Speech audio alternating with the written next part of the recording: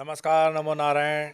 Gita then दैनी के 65वें दिन में हमारा आज प्रवेश है और हम आज तीसरे अध्याय के तीसरे और चौथे श्लोक का पठन करने जा रहे हैं।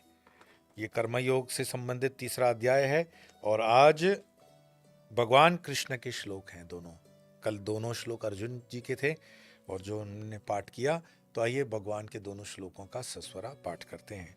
श्री भगवान उवाच लोकेऽस्मिन् द्विधा निष्ठा पुरा प्रोक्ता मया नघ ज्ञानयोगेन सांख्यानां कर्मयोगेन योगिनां न कर्मणाम् अनारम्भान् नैष्कर्म्यं पुरुषोऽश्नुते न च संन्यस्सनादेव सिद्धिं समाधिगच्छति। श्री भगवान बोले, हे निष्पाप अर्जुन, इस लोक में दो प्रकार की निष्ठा मेरे द्वारा पहले ही कही गई है। उनमें से सांख्य योगियों की निष्ठा तो ज्ञान योग से है और योगियों की निष्ठा कर्म योग से कही गई है। मनुष्य न तो कर्मों को आरंभ किए बिना निष्कर्मता अर्थात कर्म बंधन से मुक्ति अर्थात अकर्म रूप आत्मस्थिति को प्राप्त होता है और न कर्मों के केवल त्याग मात्र से सिद्धि अर्थात निष्कर्मता को प्राप्त होता है। ये बहुत ही, जिसको मैं कहूंगा, ये श्लोक जलेबी है, या सांप के मुंह में उसकी पूंछ है और पूंछ पे सांप का मुंह है। ये वो श्लोक है जो आपको कर्म का सिद्धांत समझाता है, लेकिन समझने के लिए आपको श्लोक को तोड़ तोड़ के समझना पड़ेगा, उसको पार्ट्स में समझना पड़ेगा। पहले तो कहते हैं कि हे निष्पाप अर्जुन, अर्जुन ने कोई पाप नहीं किया, ऐसे तो निष्पाप अर्जुन का मतलब ही यही हो गया, जिस द्वारा पाप हुआ ही नहीं है। इस श्लोक में दो प्रकार की निष्ठा मेरे द्वारा पहले कही गई है। उनमें से सांख्य योगियों की निष्ठा पहले से कही गई है। मतलब पहले से का मतलब क्या है? तो पहले से का मतलब है आपका दूसरे अध्याय का 39वां श्लोक, गीता का 46वां दिन का जो आपका वीडियो है वो खोल के आप सुनेंगे तो उसमें ये आपको श्लोक मिलेगा। श्लोक नंबर 39 कौन सा था वो? एषा ते विहिता सांख्ये बुद्धि योगे त्वमां शृणु बुद्ध्या युक्तो यया पार्थ कर्म बंधम प्रहास्यसि। अपने श्लोक से संबंधित श्लोक है ये, दूसरे अध्याय का 39वां, कि हे पार्थ, यह बुद्धि तेरे लिए ज्ञान योग के विषय में कही गई और अब तू उस बुद्धि को कर्म योग के विषय में सुन, जिस बुद्धि से युक्त हुआ तू कर्म बंधन को भली भांति नष्ट कर डालेगा। और आगे इन्हीं श्लोकों के आगे बढ़ते हुए उनको कर्म बंधन वगैरह वगैरह की वो समझ देते हैं। तो भगवान कृष्ण इसी श्लोक को रेफर टू कॉन्टेक्स्ट ये है कि ये सांख्य योगियों की निष्ठा ज्ञान योग और योगियों की कर्म योग से कही गई है। वो बताया कि मैंने पहले कह दी है, मेरे द्वारा पहले ही कही गई है, दूसरे अध्याय के 39 श्लोक में। अब जो वो कह रहे हैं कि मनुष्य न तो कर्मों का आरंभ किए बिना निष्कर्मता अर्थात कर्म बंधन से मुक्ति अर्थात अकर्म रूप आत्मस्थिति को प्राप्त होता है। मतलब कर्म तो उसको प्रारंभ करना ही पड़ेगा। कर्म का आरंभ किए बिना निष्कर्मता को प्राप्त नहीं हो सकता। तो हम कहेंगे कि निष्काम कर्म करो, तो निष्काम कर्म करो, लेकिन निष्काम और कर्म को अलग अलग करके देखो कि कर्म करो लेकिन निष्काम कर्म करो। निष्काम कर्म करने तो पड़ेंगे, कर्म तो करना ही पड़ेगा, लेकिन उसमें बंधन अपने को न लगे, हम उसके बंधन में फंस न जाएं। वो समझ भगवान कृष्ण पहले से देते आए हैं दूसरे अध्याय के 39वें श्लोक से ही। और कर्मों के केवल त्याग मात्र से भी सिद्धि अर्थात निष्कर्मता को प्राप्त होता है। फिर से सुनो, मनुष्य न तो कर्मों का आरंभ किए बिना निष्कर्मता प्राप्त करता है और न कर्मों के केवल त्याग मात्र से सिद्धि अर्थात निष्कर्मता। ऐसा भी नहीं है कि कर्म को आप त्याग कर दोगे कि मैं नहीं करूंगा तो भी मुझे सिद्धि प्राप्त होगी, नहीं होगा। क्योंकि आपको याद होगा हमने कर्म, विकर्म, अकर्म, कुकर्म वाला भी कंसेप्ट बात की थी। तो कर्म को समझने के लिए गीता आपको, ऐसा नहीं है कि आप पढ़ते जाओगे और समझते जाओगे, नहीं, ऐसा नहीं होगा। गीता को, क्योंकि आप गीता सर्वोपनिषदों गाव दोग्धा गोपाल नंदन, अभी सब उपनिषदों को आप नहीं पढ़ना चाहते हो, मात्र एक ही गीता पढ़ना चाहते हैं। तो इस एक गीता के अंदर आपको थोड़ा सा सिंसियरिटी के साथ, होमवर्क के साथ चलना पड़ता है। तो यहां वो जो बता रहे हैं कि नहीं, तुम्हारे इस समझ में कोई थोड़ा सा डाउट है, कर्म तो करना पड़ेगा। और युद्ध भी जो है वो तुम्हारा कर्म है, क्योंकि तुम क्षत्रिय हो। ये भी हम कर चुके हैं पिछले श्लोकों में कि तुम्हारा स्वभाव ही जो है वो तुमसे युद्ध करवाएगा, क्योंकि तुम क्षत्रिय हो।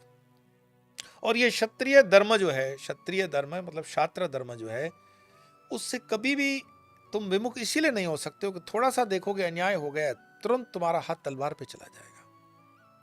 एक हमारे बॉडी के सेल्स के अंदर होती है, सेल्स की मेमोरी होती है। जैसे हमारी पूरी मेमोरी है, यहां से हमारे सामने कोई आ गया, अरे हाँ हाँ हाँ पहचाना, रमेश हो ना तुम, तो ओवरऑल रमेश को हमने पहचान लिया, जिसमें रमेश की 2 आंखें हैं, कान कट्टा हुआ है, नाक टेढ़ा है, होंठ बड़े बड़े हैं, ठिंगना है। तो ये ओवरऑल रमेश की मेमोरी है, ये पूरी मेमोरी हमने रमेश की ले ली। लेकिन एक सेल्स की भी मेमोरी होती है, फिर हमारे लिम्स की भी मेमोरी होती है। लिम्स मीन्स ये शरीर के अवयव है। कैसे? प्रमाण के साथ बात करूं। आप रात में सोते हो, जब आप रात में सोते हो, गहरी नींद होती है, तब एक मच्छर आकर के आपके कान में वू वू वू वू वू वू करता है, तो आप उठ करके क्या उसको रिक्वेस्ट करते हो कि भाई जले जा? गहरी नींद के अंदर आपका हाथ ऐसे अपने आप चला जाता है। और उससे और बताऊं कर्म का और कैसे मेमोरी सेल काम करता है। उस मच्छर ने गूंगू करने के बाद आपके गाल पे जोर से काट दिया है, तो आपका मम्मी को जगाने जाओगे कि मेरा जरा देख लेना मच्छर काट रहा है? नहीं नहीं, उसी गहरी नींद के अंदर आप अपने आप को थप्पड़ मार देते हो, लेकिन उतनी भी थप्पड़ नहीं मारते हो कि आपको लग जाए, और इतनी भी थप्पड़ नहीं मारते हो कि मच्छर न मरे। मच्छर भी मरना चाहिए और हम भी सोते रहें। ये कौन मेमोरी देता है आपको? ये हैंड को मेमोरी है। वो हैंड काम करता है, हाथ काम कर रहा है। हाथ को कौन निर्देश दे रहा है? आप तो सो रहे हो। तो जब आप सो रहे हो तो कोई जाग रहा है। तो इस पे चिंतन करना कि जब आप सो रहे हो तो कोई जाग रहा है, वो कौन जाग रहा है? तो बोले कि मैं जाग रहा हूं। तो भाई तुम जब जाग रहे हो तो फिर सो कौन रहा है? तो बोलोगे शरीर सो रहा है। तो फंस गए। इसका मतलब ये हो गया कि तुम शरीर नहीं हो, तुम शरीर से भिन्न हो।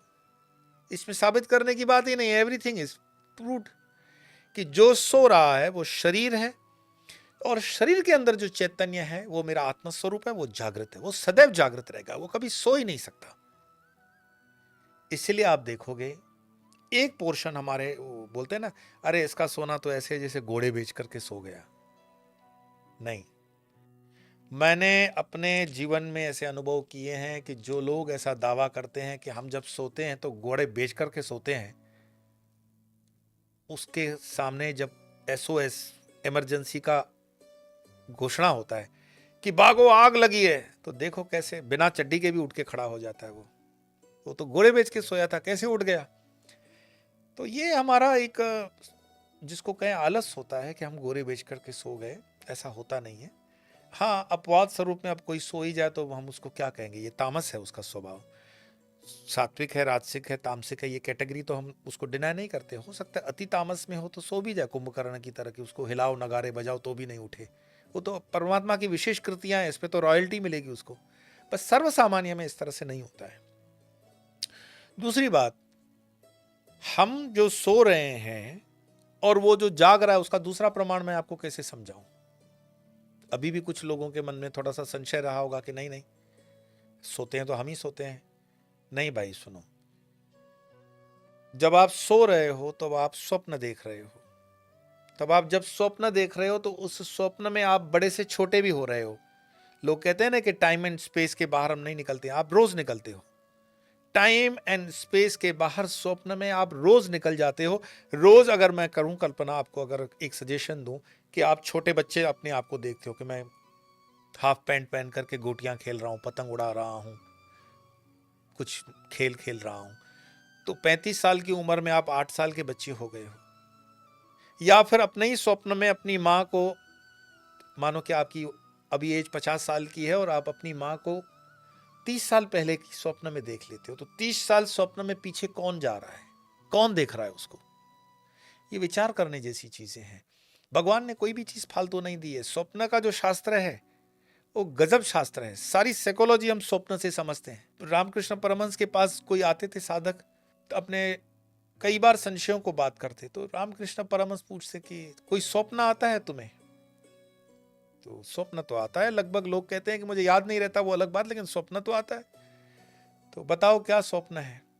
तो उन स्वप्न के आधार पर ठाकुर रामकृष्ण परमहंस बता देते थे कि तुम्हारी मनोदशा ये है, उनमें संकेत है, स्वप्न में संकेत होता है, और कई बार स्वप्नों में संकेत होता है, और कई बार नहीं, मैं तो कहता हूं कि स्वप्नों में अनंत संकेत होते हैं अगर आप उसको डिकोड कर सको तो।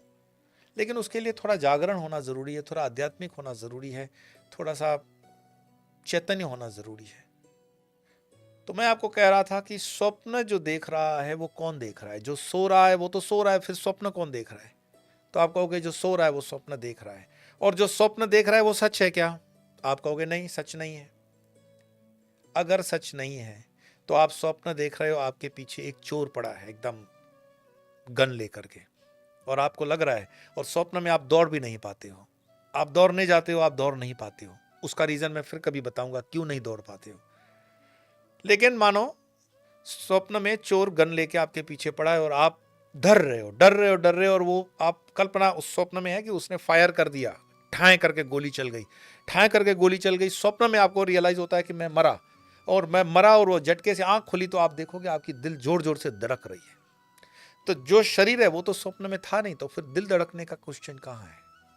कि कौन आपकी दिल धड़काता है? किसने आपको रियलाइजेशन दिलवाई कि चोर ने गोली चलाई, आपकी दिल रियल में धड़क रही है? वो तो स्वप्न था। कई लोग स्वप्न से डर करके उठते हैं, रो करके उठते हैं, लेकिन ये मनसशास्त्र है, ये साइकोलॉजी है, इसको रिसर्च का विषय है। हमारे देश में इतने अच्छे अध्ययन की आवश्यकता है, इतने अध्ययन को लेकर के गहरी एक चिंता करनी चाहिए हमें, और उस पर डिबेट्स वगैरह करने चाहिए। पर अफसोस इस बात का है कि वो लेवल के हमारे अभी भी यूथ उस पर विचार नहीं कर रहे हैं। तो आज तो इन्हीं 2 श्लोकों पर हम समाप्त करेंगे। आइए सस्वरा करें। श्री भगवानुवाच लोकेऽस्मिन् द्विविधा निष्ठा पुरा प्रोक्ता मया नघः ज्ञानयोगेन सांख्यानां कर्मयोगेन योगिनां न कर्मणां मनारम्भा नैष्कर्म्यं पुरुषोऽश्नुते न च संयत्सनादेव सिद्धिं समाधि गच्छति। आज इतना ही, कल फिर मिलेंगे, तब तक के लिए नमो नारायण।